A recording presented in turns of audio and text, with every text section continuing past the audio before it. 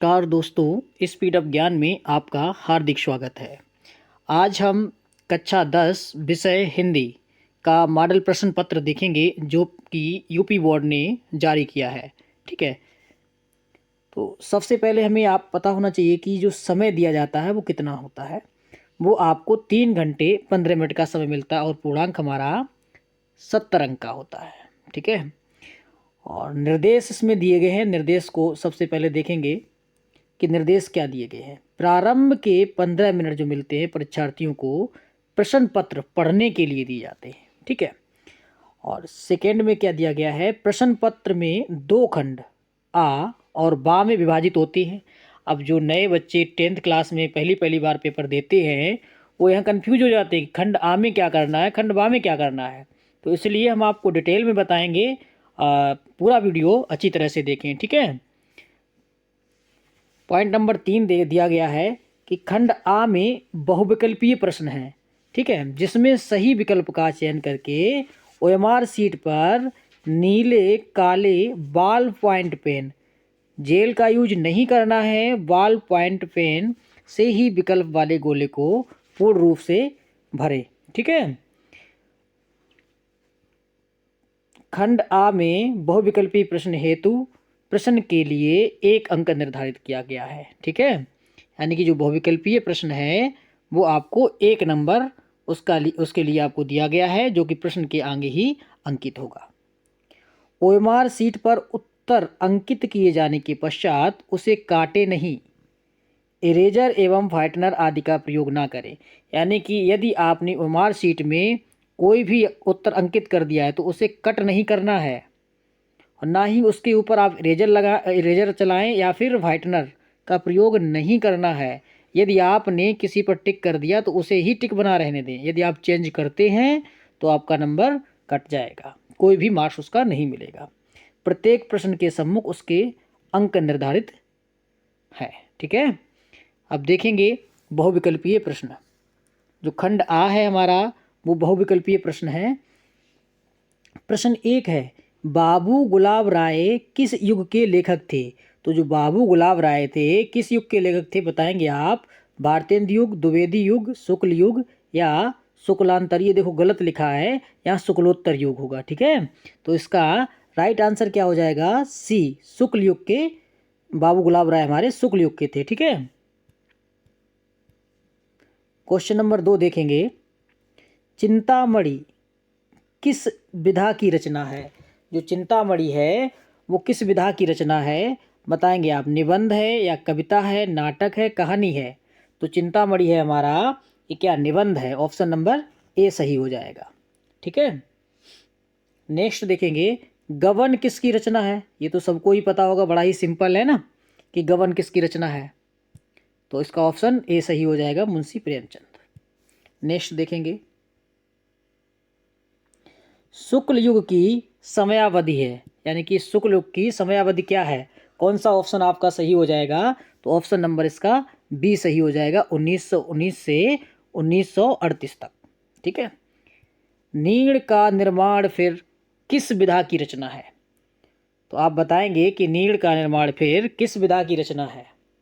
तो ये आपका आत्मकथा हो जाएगा। और किसकी है, तो ये हो जाएगी हरिवंश राय बच्चन की। ठीक है, नेक्स्ट देखेंगे, प्रिय प्रवास। प्रिय प्रवास किस युग की रचना है। प्रिय प्रवास किस युग की रचना है बताएंगे आप।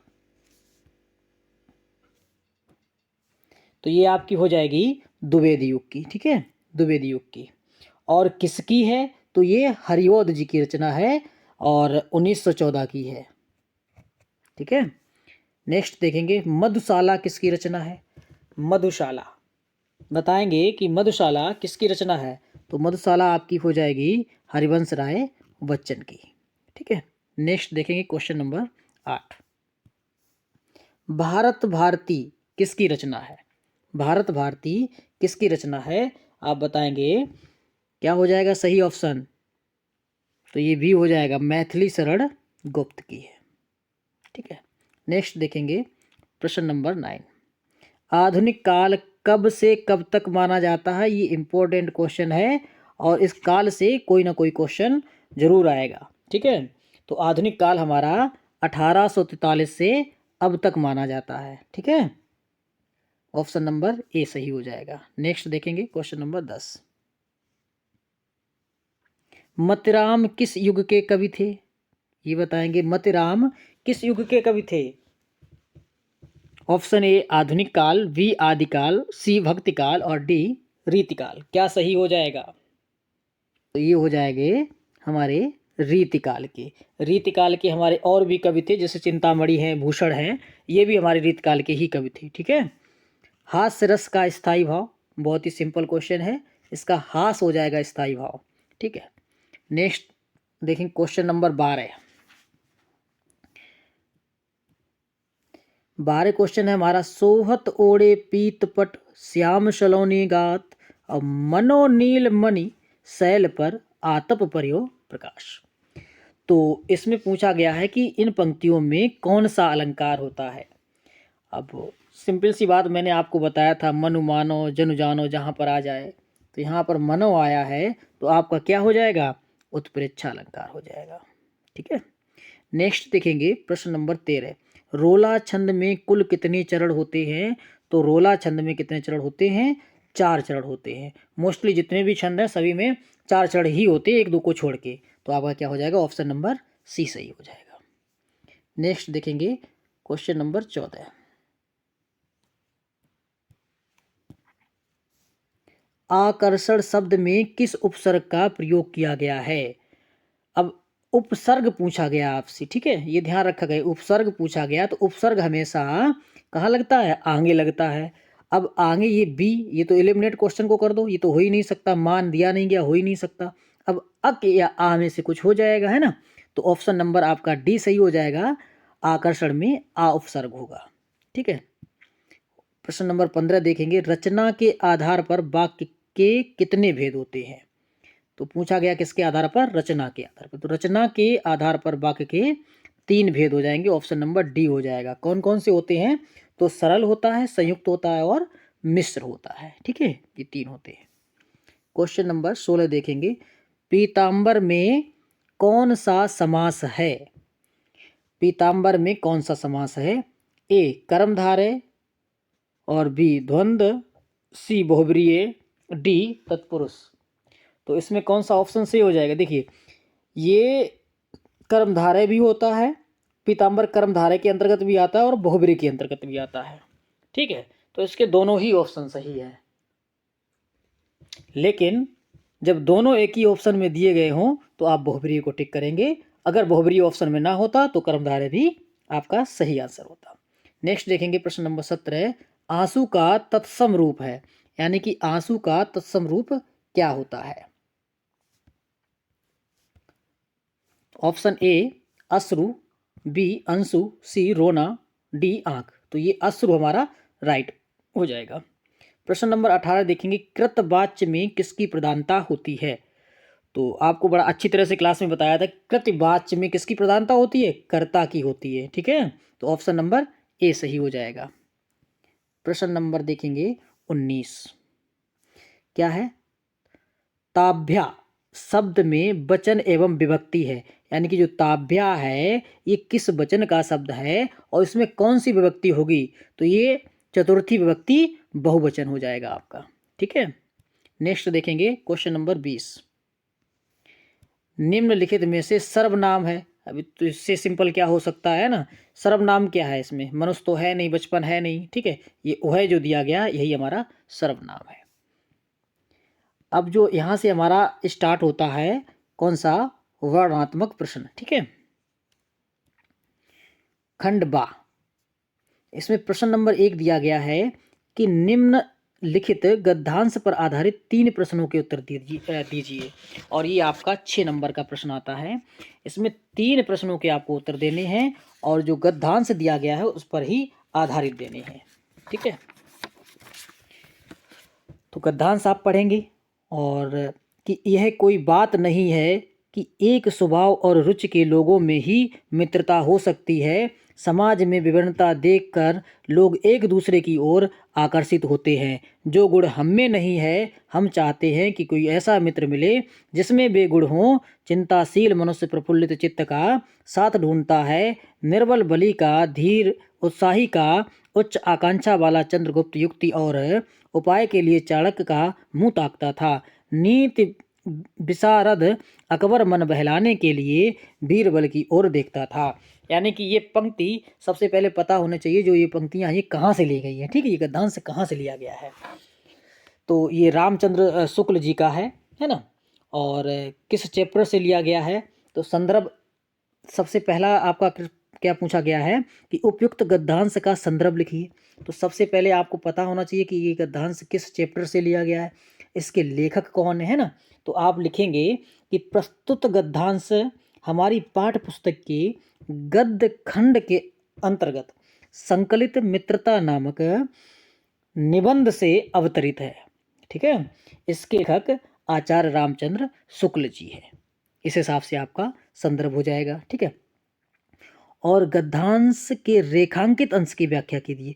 यानी कि रेखांकित अंश का मतलब क्या है कि जहां पर इस पे ये अंडरलाइन की गई है, ठीक है, इसी अंश की सिर्फ आपको व्याख्या करनी, ऐसा नहीं पूरे के लिखना है। तो आप किस प्रकार से लिखेंगे कि रामचंद्र शुक्ल जी कहते हैं कि यह कोई बात नहीं है कि एक स्वभाव और रुचि के लोगों में ही मित्रता हो सकती है। मित्रता तो अनेक स्वभाव और अनेक रुचि के लोगों में भी हो सकती है। ठीक है, कि ये कोई ज़रूरी ही नहीं है कि एक स्वभाव के लोग ही सिर्फ आपस में मित्रता लिखें या एक जैसे रुचि वाले लोग ही आपस में मित्रता करें, तो ये ज़रूरी नहीं है।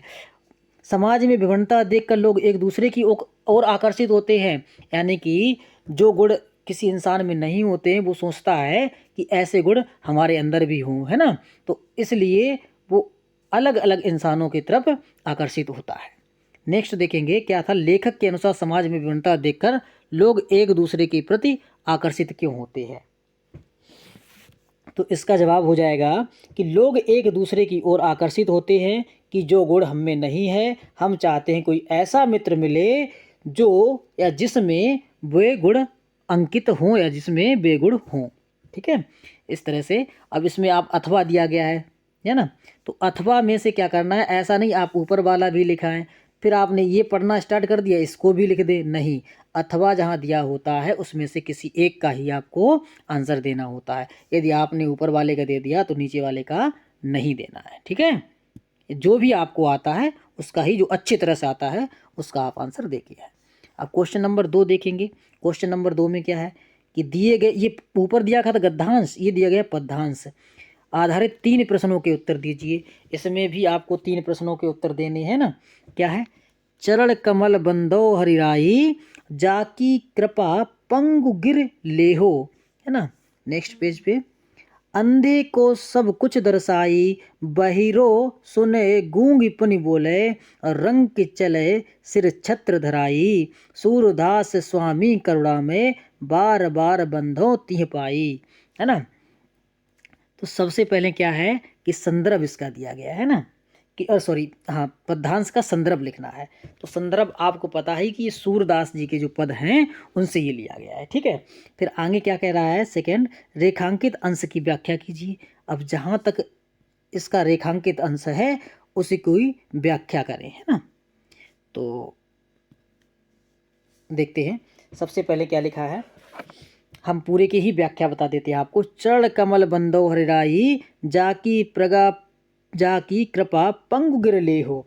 तो सूरदास जी कहते हैं कि मैं उन कमल के समान चरणों की वंदना करता हूँ, मैं उन कमल के समान चरणों की वंदना करता हूँ जाकी कृपा पंगु गिर ले हो, जिसकी कृपा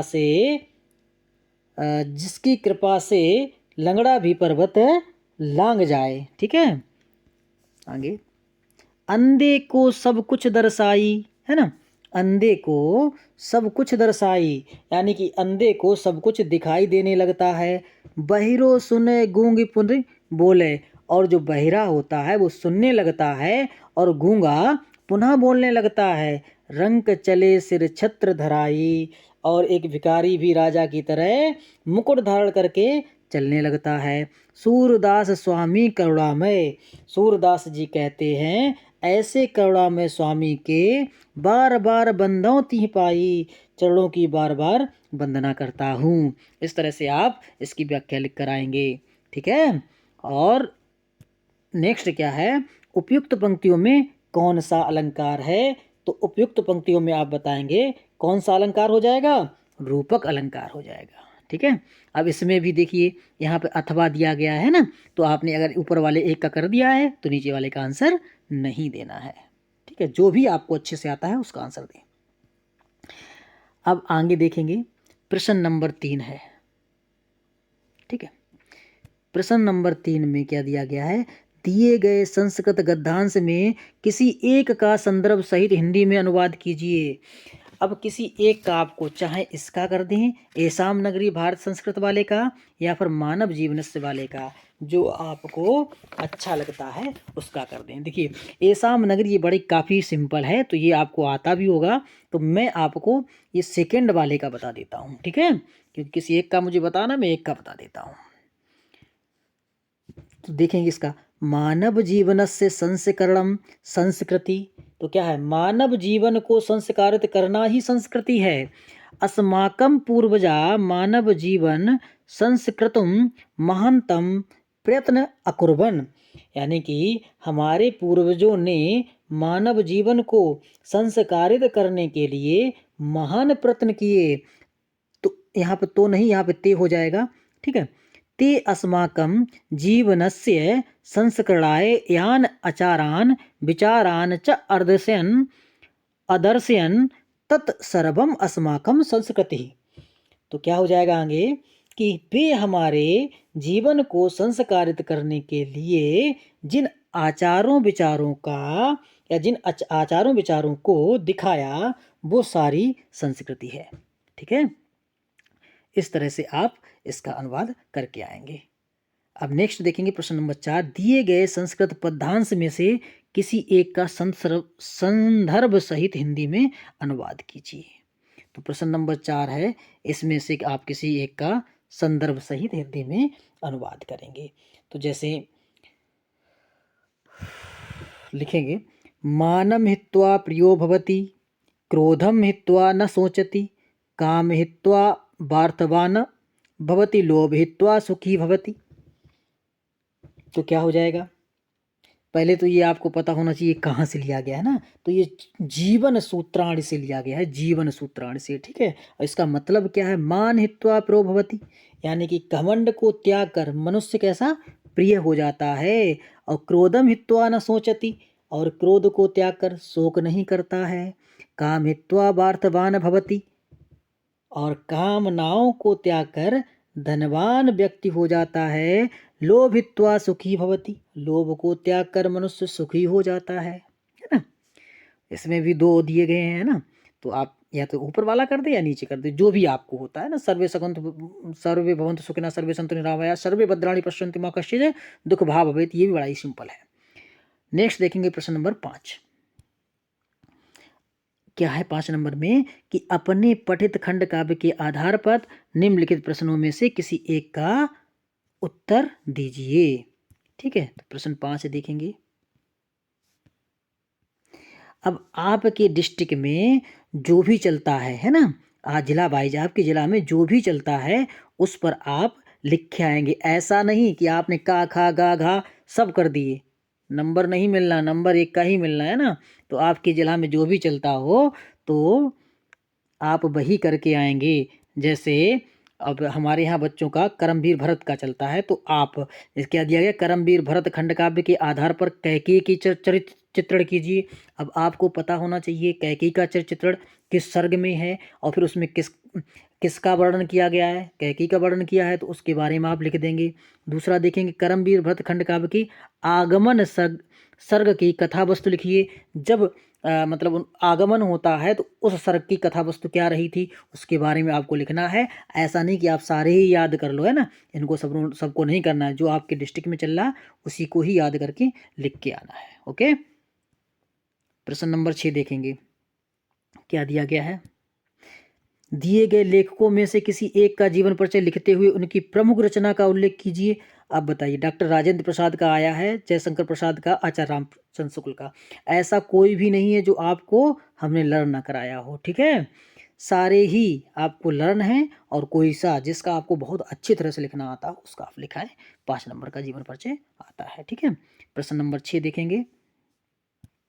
प्रश्न नंबर 6 में क्या है, दिए गए कवियों, अब यहाँ कवियों में से किसी एक का जीवन परिचय लिखिए ना। किसका? गोस्वामी तुलसीदास का, सुमित्रानंदन पंत का, महाकवि सूरदास का, ठीक है।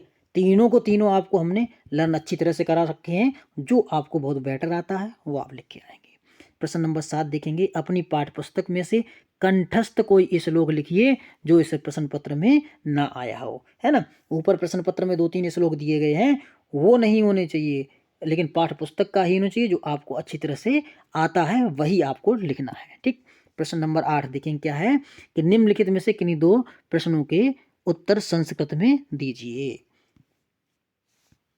तो किसी भी 2 प्रश्नों के आप उत्तर दे देंगे। जैसे क्या है, चंद्रसेका कहा आसीत, तो चंद्रसेका कहा आसीत, तो इसमें आप हो जाएगा चंद्रसेका एका देशभक्ता आसीत, ठीक है। और वीर केन पूजते, तो वीर वीरेण पूजते। इस तरह से आप लिखाएंगे। बड़ा ही सिंपल इनके आंसर होते हैं, और इन क्वेश्चन को छोड़ना नहीं है ना।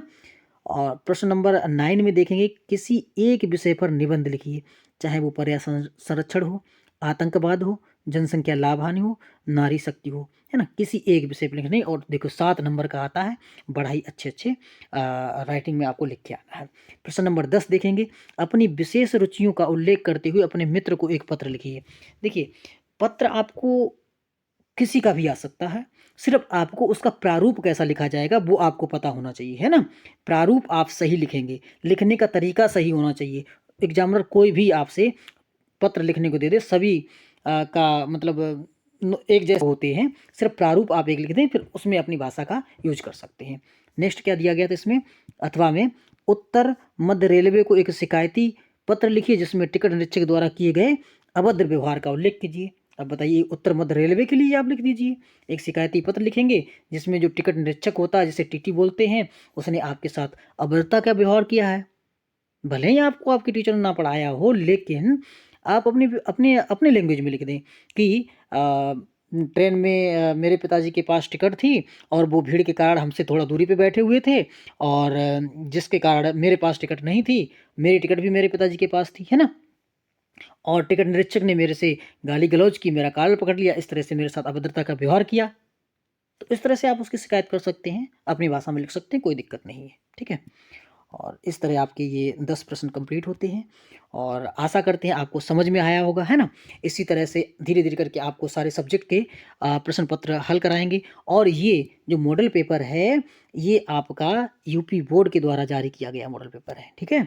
ऐसा नहीं ये हमने अपनी तरफ से बना दिया है, ये मॉडल पेपर बोर्ड की वेबसाइट पर है, और इसी तरह के आपको प्रश्न देखने को आपके एग्जाम में मिलेंगे, ठीक है। इसलिए इन क्वेश्चन को भी तैयार कर लें, और इसी तरह से और भी क्वेश्चन इसके साथ जो संबंधित प्रश्न हैं उनको याद कर लें आप।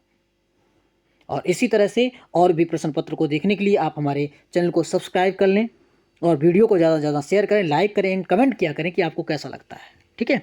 धन्यवाद।